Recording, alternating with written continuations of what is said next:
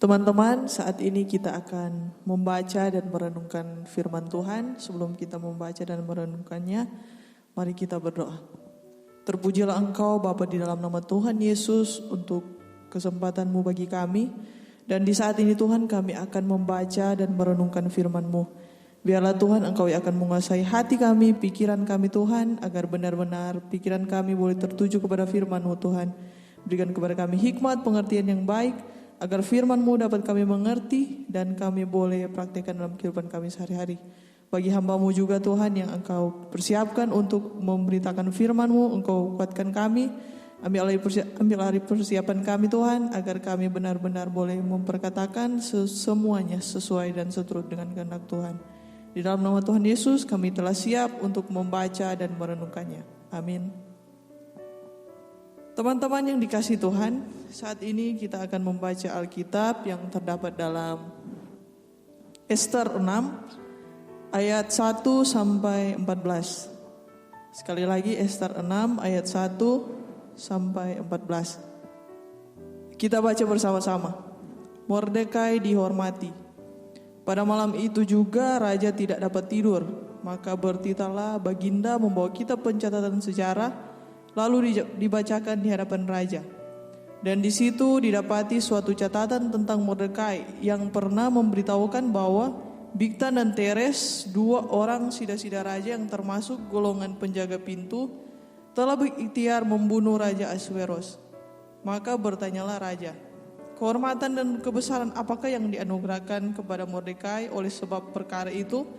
Jawab para biduanda raja yang bertugas pada baginda, kepadanya tidak dianugerahkan suatu apapun.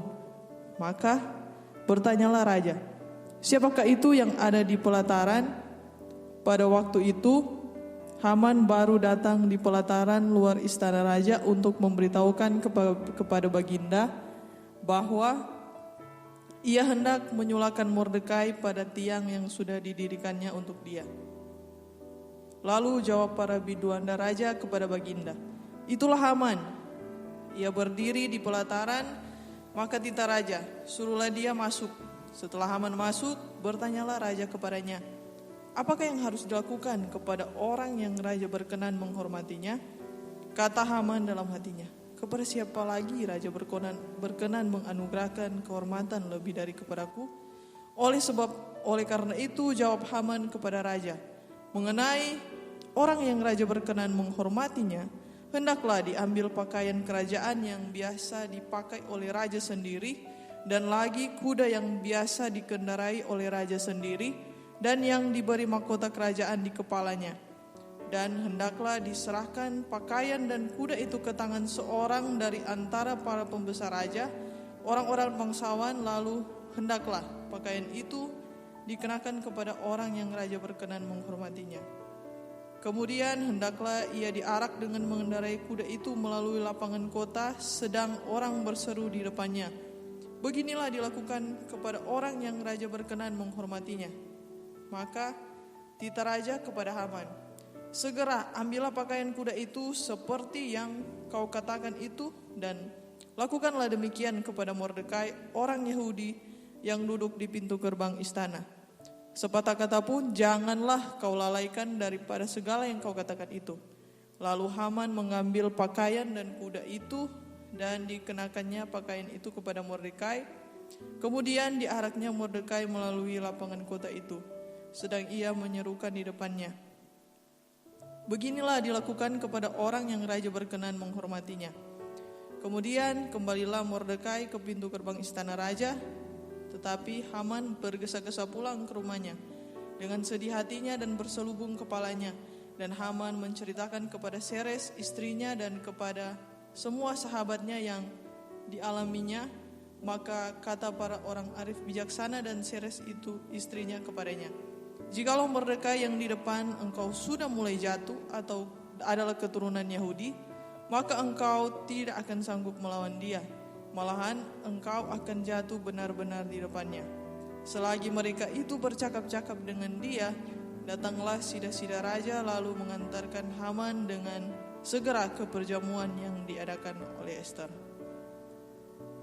Sampai di sana pembacaan kita di saat ini. Shalom, damai di hati. Bersyukur untuk kesempatan saat ini yang boleh dianugerahkan Tuhan kepada kita.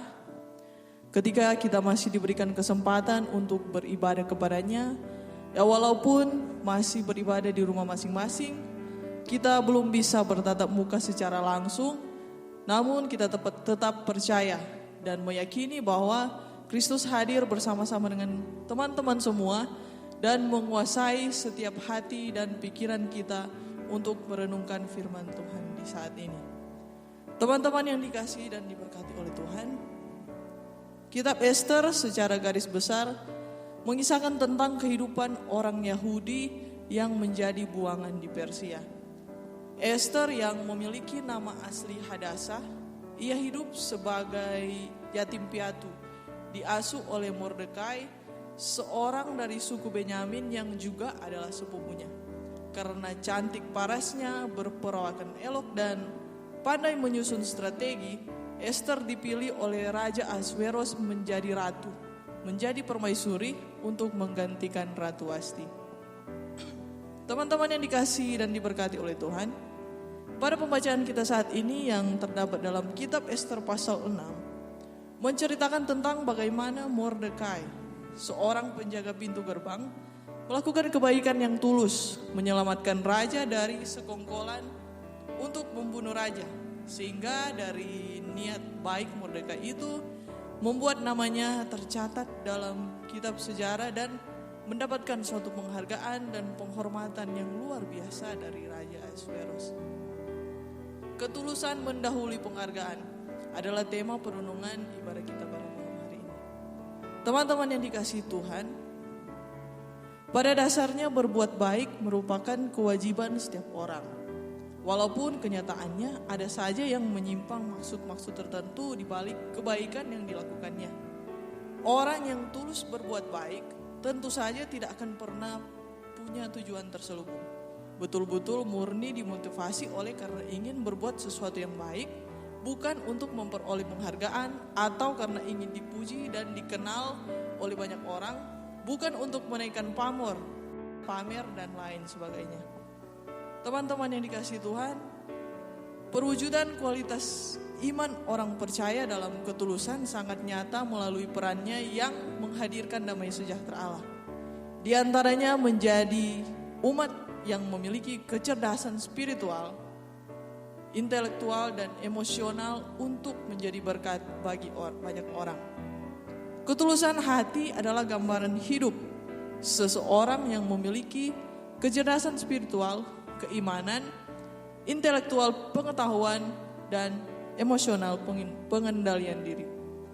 Ketulusan berbicara tentang keikhlasan, berbicara tentang kesungguhan, berbicara tentang kerelaan. Ketulusan berbicara tentang integritas dan berbicara tentang kredibilitas. Ketulusan adalah hati yang mau memberi, mau berbuat tanpa ingin memiliki untuk kepuasan pribadi. Dan penghargaan berbicara tentang penghormatan. Teman-teman yang dikasihi Tuhan, Ester dan Mordekai adalah gambaran hidup manusia yang memiliki ketulusan hati. Kisah hidup mereka mengajarkan bahwa kebaikan pada akhirnya akan menang. Kebaikan yang tulus yang mendatangkan ganjaran, penghargaan dialami oleh Mordekai. Mordekai kala itu pernah menyelamatkan Raja Ahasveros dari rencana pembunuhan sekongkolan sida-sida raja yaitu Bigtan dan Teres. Kisah ini dapat kita baca dalam kisah kitab Ester pasal 2 ayat 19-23. Allah memiliki cara kerja tersendiri yang tidak terduga untuk menyingkapkan kebenaran yang pernah dilakukan oleh Mordekai. Akhirnya nama Mordekai didapati dalam kitab pencatatan sejarah sebagai seorang pahlawan yang menyelamatkan raja dan belum mendapatkan penghormatan dan kebesaran dari raja. Maka raja kemudian berkehendak untuk memberikan penghormatan yang pantas bagi orang yang menyelamatkan dirinya dari kematian. Suatu penghormatan adalah pantas bagi raja memerlukan beberapa syarat. Raja memanggil orang yang baru tiba di pelataran untuk mengajukan saran. Maka Haman yang baru tiba diminta raja untuk mengajukan saran. Haman hanya sibuk dengan niat jahatnya. Dia terus berkesimpulan bahwa setiap penghormatan khusus pasti diuntukkan baginya. Haman memegahkan dirinya. Dia mengusulkan yang paling luar biasa yang dapat dipikirkannya, seperti pakaian raja, kuda yang dikendarai raja, dan mahkota kerajaan kemudian diarak-arakan mengendarai kuda mengelilingi kota. Ketika saran penghargaan itu disampaikan Haman kepada raja, maka pikiran Haman salah alamat. Penghargaan dan kehormatan yang diusulkan Haman itu bukan tertuju pada dirinya, melainkan kepada Mordekai. Nah, teman-teman yang dikasihi dan diberkati oleh Tuhan, kisah Mordekai memperlihatkan kepada kita bahwa tidak semua perbuatan baik langsung diganjar dengan penghargaan, bahkan sekedar ucapan terima kasih dari manusia. Melakukan sesuatu atas dasar ketulusan adalah suatu hal yang tidak mudah untuk kita lakukan. Apalagi melakukan ketulusan dengan orang yang pernah menyakiti kita atau pernah memusuhi dan mengkhianati kita. Seperti Mordekai, walaupun ia pernah mengalami sejarah yang kelam bersama bangsanya yang harus hidup sebagai seorang asing di bangsa Persia, ia tetap melakukan kebaikan yang tulus. Ketulusan seperti inilah yang perlu kita lakukan, apalagi sekarang ini kita berada dalam masa-masa yang sulit. Sekalipun orang-orang di sekitar kita mungkin saja berbeda pendapat, bahkan memusuhi kita untuk melakukan kebaikan, apakah itu dalam kehidupan bermasyarakat, dalam pelayanan, dalam lingkungan pekerjaan kita, dimanapun kita pergi dan berada. Janganlah hal itu menjadi suatu alasan bagi kita untuk tidak melakukan suatu dengan ketulusan. Karena kita tahu bahwa ketulusan adalah panggilan iman untuk kita lakukan dalam kehidupan kita. Saudara-saudara yang dikasihi Tuhan, ketulusan dapat mengalahkan sikap tirani kuasa dan keserakahan. Haman telah dikaruniai kebesaran, pangkat dan kedudukan yang tinggi oleh raja. Hal itu menjadikan dia sombong dan gila hormat, bahkan sampai berniat untuk membunuh orang yang tidak menyembahnya dan semua orang Yahudi. Sampai pada akhirnya sikap itulah yang membawa dia pada kebinasaan. Kalau kita membaca selanjutnya dalam kitab Ester pasal 7, Haman yang membuat tiang untuk menyulahkan Mordekai, justru Haman sendirilah yang disulahkan di situ. Amarah yang menghanguskan dirinya sendiri. Teman-teman pemuda yang dikasihi Tuhan, penghargaan atau kehormatan diawali karena ada ketulusan, atau ketulusan mengawali penghargaan. Melakukan ketulusan sekali lagi bukanlah suatu hal yang mudah, karena taruhannya adalah kerendahan hati dan keikhlasan. Begitu juga dengan melakukan penghormatan kepada orang lain, tidak mudah, karena orang lebih suka mencari kelemahan, menceritakan kekurangan orang lain daripada berbicara tentang kelebihannya. Yesus Kristus adalah teladan yang sempurna bagi kita. Dia mengorbankan dirinya dengan ketulusan, setia dan taat kepada Bapa yang mengutusnya, serta rela sengsara, mati, tetapi bangkit, naik ke surga lalu dimuliakan oleh Allah Bapa. Oleh sebab itu sangat penting bagi kita untuk melakukan kebaikan dengan ketulusan. Karena kita tahu mungkin saja manusia tidak menghargai kita. Tapi kita yakin dan percaya kalau kita melakukan sesuatu hal dengan ketulusan, Tuhan pasti akan menghargai kita. Karena segala sesuatu yang kita lakukan adalah untuk menyenangkan hati Tuhan, bukan untuk manusia. Teman-teman yang dikasihi Tuhan, perjuangan tidak mengecewakan hasil. Jika kita tulus, akan ada penghargaan yang akan kita terima.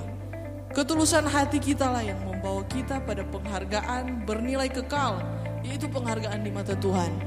Dia tidak akan pernah salah bertindak, tidak akan salah untuk mengganjar. Apakah secara langsung di saat kita telah melakukan sebuah kebaikan, atau mungkin nanti di saat yang kita tidak tahu. Yang pasti adalah ketika Tuhan akan memberikan penghargaan, memberikan penghormatan, akan mempromosikan kita, tidak ada satupun yang akan membendungnya. Sebagaimana Ester dan Mordekai. Ester diangkat menjadi ratu, Mordekai mendapatkan penghormatan. Mereka mendapatkan penghargaan dan penghormatan itu semata-mata hanya karena Allah sendiri. Karena kesetiaan, ketulusan, dan ketaatan mereka kepada Allah, dan hanya menyembah kepada Allah saja, maka Allah mempromosikan mereka lewat hambanya Raja Ahasveros. Teman-teman, ingatlah selalu dalam perjalanan kehidupan kita selanjutnya, tetaplah setia dan taat kepada Tuhan dalam situasi dan kondisi apapun. Tetaplah rendah hati ketika kita mau melakukan segala sesuatu yang baik, lakukanlah itu dengan ketulusan hati. Kalau kita ingin dihargai, kita ingin mendapatkan penghargaan, termasuk kita ingin merubah keadaan atau membawa perubahan di lingkungan kita, janganlah kita lakukan itu dengan motivasi atas dasar prestasi, prestise, atau dengan motivasi iri hati, apalagi ingin membalas dendam atau dengan motivasi menjatuhkan orang lain. Tetapi lakukanlah itu dengan motivasi yang benar-benar tulus melakukan kebaikan, semata-mata hanya untuk menyenangkan hati Tuhan dan menjadi berkat bagi orang lain. Tetap semangat, Tuhan Yesus memberkati. Amin.